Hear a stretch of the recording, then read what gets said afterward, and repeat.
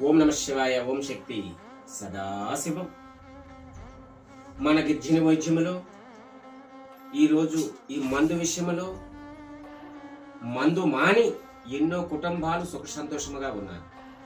తాన కూడా అన్నిటికీ అంగీకరించాడు కాబట్టి ఈరోజు మందులో ఒక పసరేసాం, ముక్కులో ఒక పసరేస్తాం.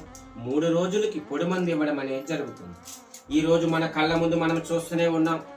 ఎన్నో కుటుంబాలు ఈ మందుకు బాంచానే విడిపోవడం చూస్తూనే ఉన్నాం.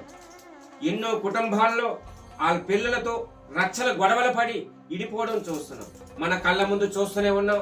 పోలీసు డిపార్ట్మెంటు మనకి ఎంత కంట్రోల్లో పెట్టినా, ఎంత సహాయం చేసినా కూడా ఎన్నో ఈరోజు చెప్పిన మాట వినక తాగి ఎన్నో యాక్సిడెంట్లు అనేవి జరుగుతూనే ఉన్నాయి.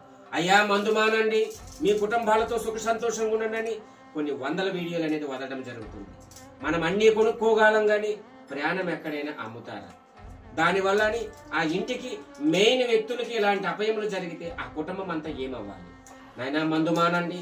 ఆ దుర్బుద్ధి దురాలోచన లేకుండా కుటుంబంతో మంచి ఆహారాన్ని తిని మనకి కలిగినంత భగవంతుడు ఇచ్చిన దాన్ని తృప్తి పడుతూ కాలాన్ని ముందుకు గడపండాయా అని నేను చెప్పడం జరుగుతూనే ఉంది. ఎన్నో కుటుంబాలు మన గిర్జన వైద్యములో గురువులు నేర్పిన ఒక విధానాన్ని అందుకొని ఈరోజు ఎందరో మందు మాని ఆ అమ్మవారు దయతో సుఖ సంతోషంగా ఉన్నారు.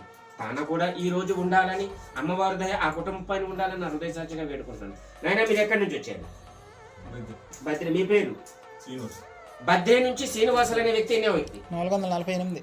448 వ్యక్తి శ్రీనివాసులు. ఈ శ్రీనివాసులు అనే వ్యక్తికి ఆ దుర్బుద్ధి దురాలోచన పోవాలని, ఆ కుటుంబం సుఖ సంతోషముగా ఉండాలని, ఈ అమ్మవారి దేవుళ్ళ ఎల్లకాలము తోడు ఉండాలని ఈ శ్రీనివాసులు అనే వ్యక్తి ఈ అమ్మవారి పాదాల సాక్షిగా ఈ రోజుతో ఈ మందు అనేది బంధం చెప్పడం జరిగింది. ఓం నమ శివాయ. ఓం శక్తి సదాశివం.